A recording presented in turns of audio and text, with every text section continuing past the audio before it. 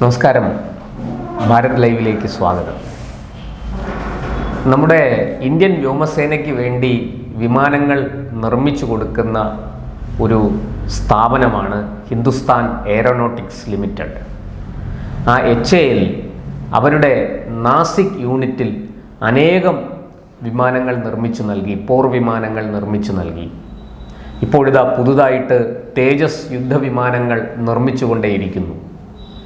ഈ നാസിക്കിലെ Hindustan aeronautics ലിമിറ്റഡിൻ്റെ factory, അതിൻ്റെ ഭാവി എന്തായിരിക്കും? ഇന്ന് അതേക്കുറിച്ച് നമ്മളോട് സംസാരിക്കുന്നത് പ്രതിരോധ മേഖലയിൽ പ്രവർത്തിച്ച, ഇന്ത്യൻ എയർഫോഴ്സിൽ പ്രവർത്തിച്ച ശ്രീ അനിൽ വെണ്ണിയൂരാണ്. സ്വാഗതം. താങ്കൾക്ക് നാസിക്കിലെ HALൻ്റെ ഫാക്ടറിയെക്കുറിച്ച് എന്താണ് പറയാനുള്ളത്? അതിൻ്റെ ഭാവി എങ്ങനെയായിരിക്കും? അത് പ്രേക്ഷകർക്ക് അറിയാൻ താല്പര്യമുണ്ട്. HALന് ഉള്ള പല ഡിവിഷൻസ് ഉള്ളതിൽ ഏറ്റവും പ്രധാനപ്പെട്ട ഒരു ഡിവിഷനാണ് നാസിക്കിൽ ഡിവിഷൻ. ഇപ്പോൾ HAL റീഓർഗനൈസ് ചെയ്യുമ്പോഴത്തേക്ക് നാസിക് ഒരു പ്രത്യേക കമ്പനിയായിട്ട് തന്നെ മാറും എന്നുള്ളതാണ് അഭ്യൂഹം. റഷ്യ ഇന്ത്യക്ക് MiG-21 നൽകുമ്പോഴത്തേക്ക് അത് ലോകത്ത് തന്നെ റഷ്യ കഴിഞ്ഞാൽ ഏറ്റവും കൂടുതൽ യൂണിറ്റുകൾ നിർമ്മിക്കാനുള്ള ലൈസൻസ് കൊടുത്തത് HALനാണ്. HALൻ്റെ നാസിക് പ്ലാന്റിലാണ് ഏകദേശം 800ഓളം MiG-21 നിർമ്മിച്ചത്. ബൈസൺ എന്ന് പറയുന്ന വെറൈറ്റിയാണ്, ടൈപ്പാണ്. അപ്പോൾ ഈ MiG-21 ബൈസൺ നിർമ്മിക്കുന്നതിനകത്ത് ഈ MiG-21 ഏകദേശം എൻജിൻ പോയിട്ട് ബാക്കി എല്ലാ ഭാഗങ്ങളും ഇന്ത്യയിൽ തന്നെയാണ് നിർമ്മിച്ചതും. എഞ്ചിൻ മാത്രമാണ് റഷ്യ എന്ന് പറയുന്ന എഞ്ചിനാണ്. ബാക്കി കാര്യം ശരിക്കും ബാക്കിയുള്ളതെല്ലാം ഇവിടെ തന്നെ നിർമ്മിച്ച് അസംബിൾ ചെയ്തെടുക്കുക. ലൈസൻസ് ഉണ്ട് നമുക്ക് ഇപ്പോഴും. പിന്നെ HALന് ആ ലൈസൻസ് ഉണ്ട്. ഒരിക്കൽ ലഭിച്ചാൽ വാങ്ങിക്കാൻ ആളുണ്ടെങ്കിൽ നമ്മൾ ഇപ്പോഴും MiG-21 നിർമ്മിച്ച് കൊടുക്കാൻ ഇന്ത്യ തയ്യാറുമാണ്. പക്ഷേ അതിനുള്ള എഞ്ചിൻ നമ്മുടെ ഇല്ല. അപ്പം പുതിയ എഞ്ചിൻ ഇതുമായിട്ട് ഇൻ്റഗ്രേറ്റ് ചെയ്യുമോ ഇല്ല എന്നുള്ള കാര്യമൊക്കെയാണ് നിങ്ങൾ ചോദിച്ചതിൽ പ്രധാനപ്പെട്ട ഒരു കാര്യം. സാങ്കേതികമാണ്.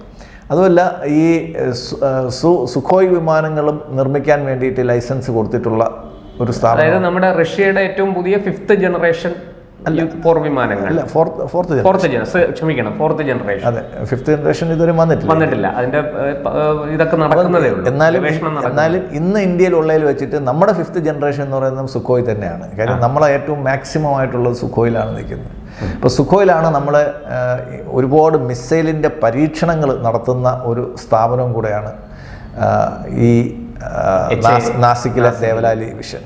കാര്യം നമ്മൾ ഇന്ത്യ പാരലായിട്ട് ഒരു സമയത്ത് നമുക്ക് എൻജിൻ തരാതെ ലോകത്തുള്ള എല്ലാ രാജ്യങ്ങളും നമ്മളെ ബുദ്ധിമുട്ടിച്ചപ്പോൾ ശ്രീ APJ അബ്ദുൽ കലാമിൻ്റെ നേതൃത്വത്തിൽ നമ്മൾ മിസൈലുകൾ രൂപീകരിച്ചുകൊണ്ട് വന്നു. അതിൻ്റെ ഒരു സീക്രട്ട് എന്ന് വെച്ച് കഴിഞ്ഞാൽ നമ്മൾ ഉപയോഗിക്കുന്ന സ്പേസിന് വേണ്ടിയിട്ട് നമ്മൾ ഉപയോഗിക്കുന്ന എഞ്ചിനുകളുടെയൊക്കെ ഏകദേശം ഒരു ടെക്നോളജിയായിട്ട് അടുത്ത് വരുന്നതാണ് മിസൈൽ. ഞാൻ അങ്ങനെ കേട്ടിട്ടുണ്ട്. റോക്കറ്റ് ടെക്നോളജിയുമായിട്ട് ഏറ്റവും അടുത്ത് വരുന്നതാണ് മിസൈൽ ടെക്നോളജി. രണ്ടിലും ഏകദേശം ടെക്നോളജി ഒന്ന് തന്നെയാണ്. അപ്പോൾ നമ്മൾ ഇന്ത്യയിൽ ഈ ISRO നമ്മുടെ വിമാന എഞ്ചിന് വേണ്ടിയിട്ട് കടിപിടി കൂടുന്നതിന് പകരം നമ്മൾ ഈ സ്പേസിലുള്ള വിജയത്തിലോട്ട് നമ്മൾ പോവുകയും അതിനകത്ത് ഈ നാസ പോലും ഇന്ത്യയെ സ്പേസ് ടെക്നോളജിക്ക് വേണ്ടിയിട്ട് സമീപിക്കുകയും ചെയ്തിട്ടുണ്ട്. പല കാര്യങ്ങളിലും നമ്മൾ അവരുടെ വിമാനങ്ങൾ, അവരുടെ സ്പേസ് ക്രാഫ്റ്റുകൾ നമ്മൾ വിക്ഷേപിച്ചിട്ടുണ്ട്. അപ്പോൾ ആ ഒരു രീതിയിൽ ഇന്ത്യ ഒരു സൈഡിൽ നിന്ന് നമ്മൾ പ്രോഗ്രസ് ചെയ്തുകൊണ്ട് വരുമ്പോഴത്തേക്ക് തന്നെ ഇവ നമ്മുടെ മിസൈലിൽ ഉപയോഗിക്കത്തക്ക രീതിയിൽ നമ്മൾ അത് വേറൊരു രീതിയിൽ ഡൈവേർട്ട് ചെയ്തുകൊണ്ടും നമ്മൾ ആ ടെക്നോളജി ഡെവലപ്പ് ചെയ്തുകൊണ്ട് വന്നു. ഇപ്പോൾ ഇന്ത്യയുടെ ആവനാഴിയിൽ ലോകത്ത് തന്നെ എണ്ണം പറഞ്ഞ 20ഓളം മിസൈൽ വെറൈറ്റീസ് ഇന്ത്യക്കുണ്ട്. വ്യത്യസ്തമായ 20 മിസൈലുകൾ നമ്മുടെ കയ്യിലുണ്ട്, ആവനാഴിയിലുണ്ട്. അത് ലോകത്ത് തന്നെ എണ്ണം പറഞ്ഞവയാണ്, വെറുതെ ഒരു ഇതല്ല. നമ്മൾ പാകിസ്ഥാൻ ഉണ്ടാക്കും പോലെ ഉണ്ടാക്കി വെച്ചിട്ട് കളിപ്പാട്ടം ഉണ്ടാക്കുന്നതല്ല. ഇതിൻ്റെയൊക്കെ ടെക്നോളജി, ഇതിൻ്റെയൊക്കെ നമ്മുടെ മിക്ക മിസൈലുകളും നമ്മുടെ മിക്ക മിസൈലുകളും നമ്മൾ വിപണിയിൽ വിൽക്കാൻ വെച്ചൊക്കെയാണ്. ഒരുപാട് വാങ്ങാനും ആൾക്കാരുണ്ട്. അപ്പോൾ അതുമല്ല, നമ്മുടെ ഓരോ മിസൈൽ പരീക്ഷണം നമ്മൾ ആദ്യം തൊട്ട് തന്നെ ശ്രദ്ധിക്കുകയാണെങ്കിൽ അഗ്നി 1 തൊട്ടുള്ള എല്ലാ മിസൈലുകളുടെയും പരീക്ഷണം പബ്ലിക്കായിട്ടായിരുന്നു. ഈവൻ ഇന്റർനാഷണൽ മീഡിയ വരെ അതിനകത്ത് വരുന്നുണ്ടായിരുന്നു. ലോകത്ത് മുന്നിലാണ് നമ്മൾ ഡെമോൺസ്ട്രേറ്റ് ചെയ്തേക്കുന്നത്. അപ്പോൾ അതുകൊണ്ട് ലോകരാജ്യങ്ങൾക്ക് വിശ്വാസമുണ്ട്. ഇപ്പം കൊറിയയോ അല്ലെങ്കിൽ ചൈനയോ ചെയ്യുന്ന മിസൈൽ പരീക്ഷണങ്ങൾ പബ്ലിക്കായിട്ടല്ല ചെയ്യുന്നത്. അവർ പരീക്ഷണം ചെയ്തതിന് ശേഷം അവർ അറിയിക്കുകയാണ് ചെയ്യുന്നത്, അല്ലെങ്കിൽ ഞങ്ങൾക്ക് ഡാറ്റ കിട്ടുകയാണ് ചെയ്യുന്നത്. ഇന്ത്യ അങ്ങനെയല്ല. ഇന്ത്യ ആദ്യം തൊട്ട് തന്നെ നമ്മൾ ഡെമോൺസ്ട്രേറ്റ് ചെയ്തിട്ട് തന്നെയാണ് നമ്മൾ മിസൈലുകൾ ഉണ്ടാക്കിയത്. അതുകൊണ്ട് അതിനെ പറ്റിയിട്ടുള്ള വിശ്വാസ്യതയും ലോകത്തെല്ലാവർക്കും ഉണ്ട്. മാത്രമല്ല, ഇസ്രയേലും കാനഡ പോലുള്ള രാജ്യങ്ങളിൽ നിന്നും ഇംഗ്ലണ്ടിൽ നിന്നുമൊക്കെ നമ്മൾ മിസൈൽ വാങ്ങിച്ചിട്ടുമുണ്ട്. ഈ വാങ്ങിയ മിസൈലുകൾ നമ്മൾ Su-30 കറക്റ്റായിട്ട് ഇൻ്റഗ്രേറ്റ് ചെയ്യാൻ പറ്റുമെങ്കിൽ മാത്രമേ നമുക്ക് അതുകൊണ്ട് ഉപയോഗമുള്ളൂ. പ്രത്യേകിച്ച് സർഫസ് എയർ ടു എയറും എയർ ടു സർഫസ് മിസൈലുകൾ നമ്മൾ അത് ഇൻ്റഗ്രേറ്റ് ചെയ്യണം. അതിന് വേണ്ടിയിട്ടുള്ള സെൻസർ സേനയ്ക്ക് ഗുണമുണ്ടാകണമെങ്കിൽ, അവർക്ക് പ്രയോജനം കിട്ടണമെങ്കിൽ ഈ പറഞ്ഞതുപോലെ ചെയ്യണം. പക്ഷെ അതിന് വേണ്ടിയിട്ടുള്ള സെൻസേഴ്സ് വേണം കറക്റ്റായിട്ട്. ഇതിൻ്റെ കറക്റ്റ് ഫയറിങ് ശരിയായിട്ടുള്ള ലക്ഷ്യത്തിലെത്തണം. അതിൻ്റെ സോഫ്റ്റ്വെയർ വേണം.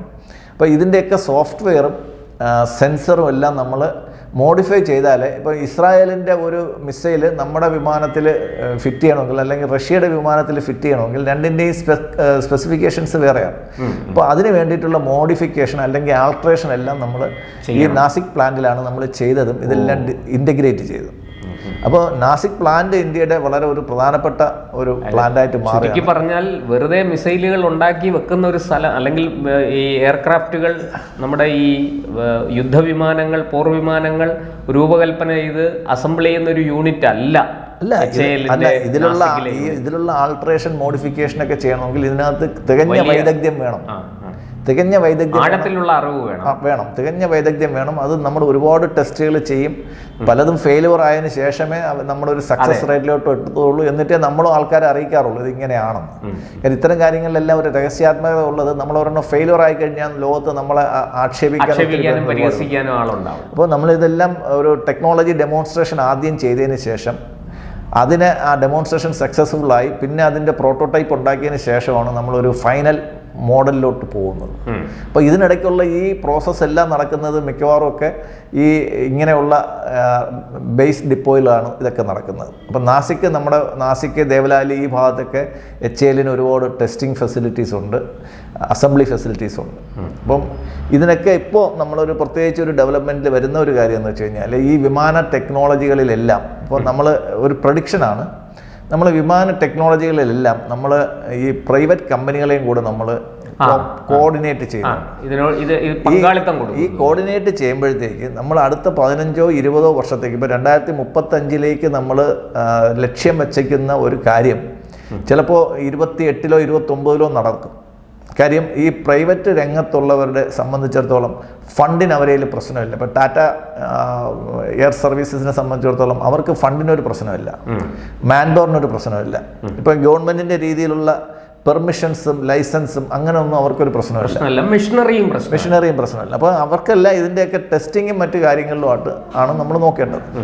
അപ്പോൾ HALൻ്റെ ഒരു റോള് തന്നെ ഇങ്ങനെയുള്ള മാനുഫാക്ചറിങ് എല്ലാം കോർഡിനേറ്റ് ചെയ്യുകയും അതിൻ്റെയൊക്കെ ക്വാളിറ്റി ടെസ്റ്റിംഗ് ചെയ്യുകയും ഇതിൻ്റെയൊക്കെ ടൈപ്പ് അപ്രൂവൽ കൊടുക്കുക, ഇങ്ങനെയൊക്കെയുള്ള കാര്യങ്ങളിലോട്ടായിരിക്കും ഭാവിയിൽ HAL കൂടുതൽ കോൺസെൻട്രേറ്റ് ചെയ്യാൻ പോകുന്നത്. കാര്യം ഇത് പ്രൈവറ്റ് സെക്ടേഴ്സ് ഇതിനകത്ത് വന്നതോടെ ഒരുപാട് പ്ലെയേഴ്സ് ഉണ്ട്.